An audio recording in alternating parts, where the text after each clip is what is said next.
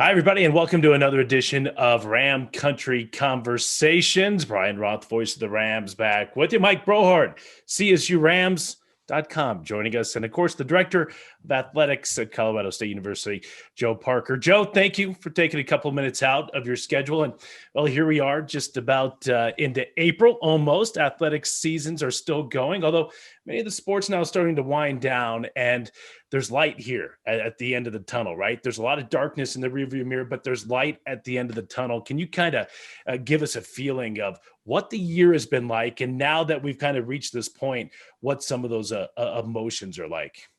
Yeah, Brian, I feel exactly that. I mean, it's so nice to be, turning the corner. Just the nature of the news that we all hear is vastly different than what it was a month ago, 2 months ago, certainly 3 and 6 months ago, and even longer. But it's been a challenging year. I think that can be said for every one of us. We've been all presented with much different problems to solve than we ever have before, and I'm proud of the way that we've managed it as an athletics department. I have to really, give credit to our staff and our students. They have, really embraced the adversity, the challenge, the uncertainty, the ambiguity, and have always found a way to kind of move things forward. And it's been really evident, through the fall and now through the spring, that our students are here to compete, and they want to take everything out of this experience as they possibly can. And I think they have. I think they've really, you know, um, understood what was required of them. Terry DeZeo and the sports medicine staff, as well as our health partners in town, whether it was OCR or UC Health or Quest Diagnostics that helped us in the fall with football. The students embraced all that was required and really marched forward. And as you said, I mean, now I think we all sense that, we're turning a different page now. We're moving back to what likely will be more normalcy. And, for us as a university, we got to make it to spring break, and then we'll go virtual for the last 3 weeks of the semester. And we've used that as kind of our pivot point back to more normalcy. Now, when I say that, we're committed to protocols, and we'll test and we'll physically distance when necessary, and, stick to the same hygiene regimes that we have been with cleaning facilities. But I also, with the vaccine in the community being distributed more widely, with people taking advantage of that opportunity, with the governor just announcing, I think today, that by Friday they're going to have an open process for anyone with no age limitations, 16 or older can begin sign up. All those things to me speak to, we're fighting our way back. We're doing what had been necessary, and now we're recognizing that it's time to move forward. And believe me, we're ready to do that. We are so ready to just get back into our spaces, everyone, and then also open up our venues and invite everyone back to campus, and really look forward to moving through that process through the summer, and then certainly in the fall, getting back to the new academic year, which will be kind of a reopening and a hopefully a reemergence, re-experience of what it is like to be celebrating together as a CSU Ram. Yeah, I imagine the energy on campus coming back in the fall is going to be through the roof. And I'm not sure if I've looked forward to a summer more than I have now. I mean, I think you have to go back to maybe when I was like 10, 11, 12 years old. So I want to get to what next year kind of looks like in a second. But first, what happened here this past week? You and I were on a flight home from Dallas on Sunday night. We were down there in the NIT with the men's basketball team, and kind of reflect for us for a moment about the men's basketball team, because they completed a terrific season, another 20-win year for head coach Nico Medved, and then you start looking to what this team can be coming up next year. I mean, exciting times and again, not just men's basketball, but on the women's side too. Yeah, in the case of men's basketball, we've seen the benefits now of 3 years of Nico Medved's leadership over our program.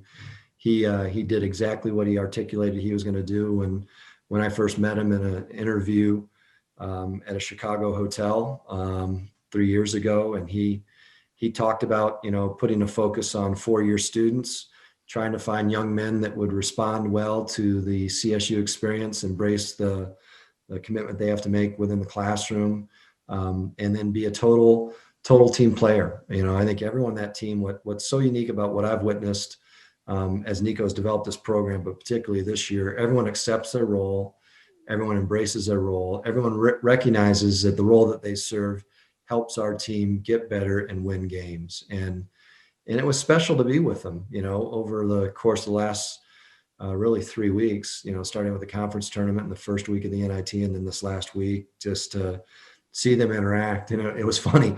At one point, Nico said, he doesn't have a lot of team rules, but he said I could leave the doors open of all their hotel rooms and expect that they would never leave after 9 p.m. It's just they just got an attitude about them, and what's been really unique about this team in particular is they've wanted to play. They've had a deep desire, a desperation since they returned to campus in July to play basketball together. And they have worked so hard to make that possible in every way. And so to see them get, rewarded with a postseason opportunity, we were disappointed by the fact that we didn't get selected into the NCAA tournament, but in many ways, an NIT can probably help a team develop more so, especially a young team.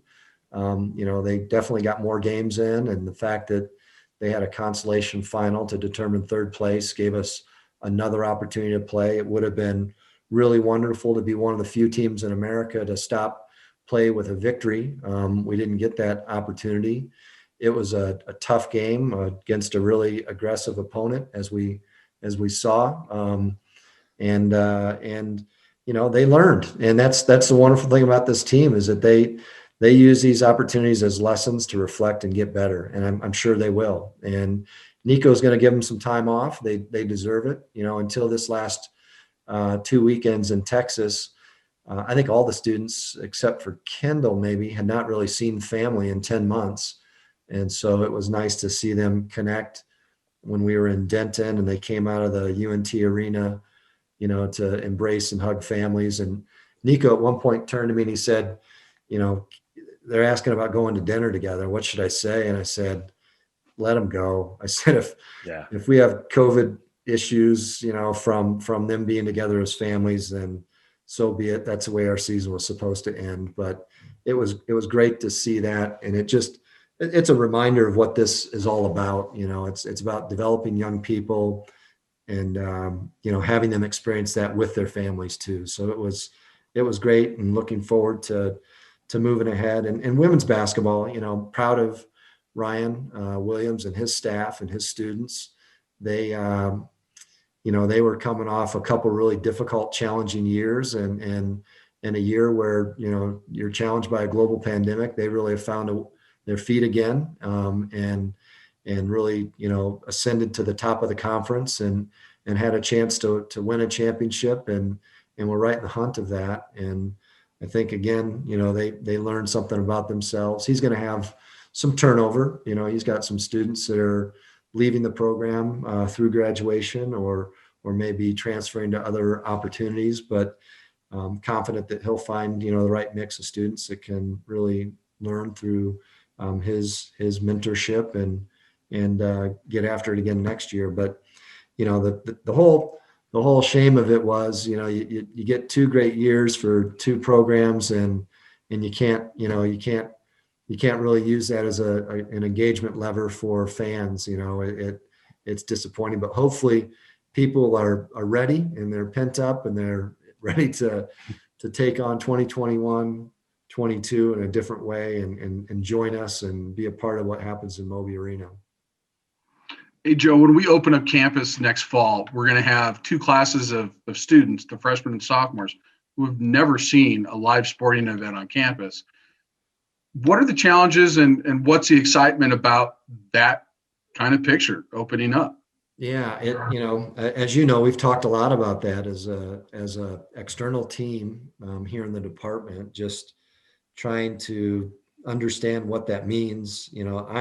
I'm hopeful what that means is that that we may be turning people away from coming to football games to sit in the student section. I've got to imagine that, those students feel, that they missed out on an experience that's a part of being here at Colorado State. I think athletics is a big part of the fabric of the institution, and a reason why students choose to be here as part of our community. I had a friend in from Chicago that had his daughter in to make an assessment last week. I happened to obviously be away with men's basketball, but Jen, my wife, connected with them and toured them around campus in the car, and she was sold. So I mean, the campus shows well. It drives excitement for students, out of state students, and I think for her, the thought of athletics was an important piece of her decision. I think she's likely to matriculate here as a Ram. But there'll be some challenges, I'm sure, just trying to communicate to students, what the game day traditions. You think about 2 years of 2 classes of students that have never experienced the things that we consider important to the tradition of being a CSU Ram. So we'll have to spend some time teaching and educating and welcoming them into the experience and creating a great experience from that first time they step into Moby Arena or the stadium, so that they really want to come back and be a part of it for the rest of the year. When you think about it, people are talking about getting back to normal, but as we've all seen at different times when things like this happen, normal looks a little bit different.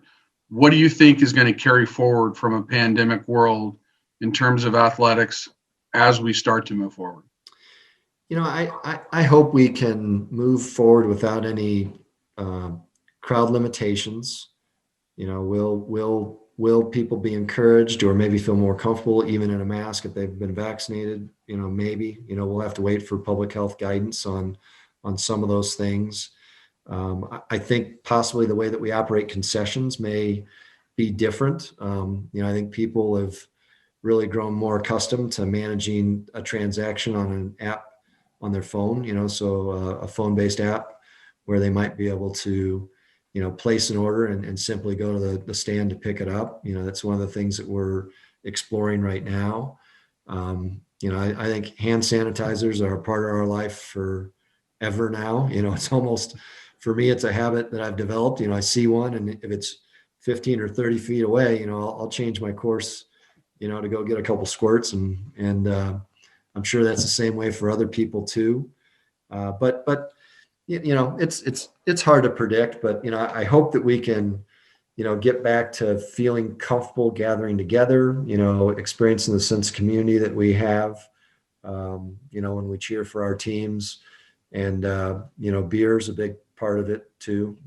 I don't get a chance to partake typically in game time, but always enjoy one after the fact. And Good old Aggie. Yeah. I'd like to see Old Aggie and Coors Light served in the stadium, and people having that chance to, even if they have to pull a mask down, and take a sip.